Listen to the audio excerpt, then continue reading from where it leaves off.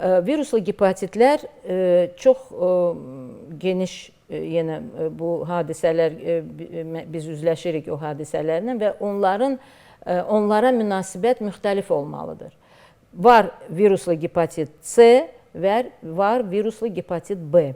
Və burada biz gərək hər ikisindən ətraflı danışaq ki, hamiləlik zamanı qadınlar işini bilsinlər, nə etmək lazımdır.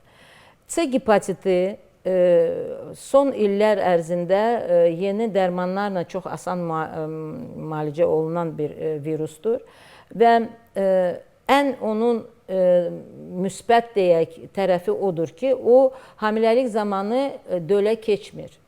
Və biz xəstələrə, əgər xəstədə C gepatiti aşkar olunursa, ona heç bir müalicə hamiləlik zamanı təyin olunmur və yalnız tövsiyə olunur ki, hamiləlik tamamlanandan sonra bir neçə müddətdən sonra siz həkimə müraciət edəsiniz və bu xəstəliyi sağaldasınız.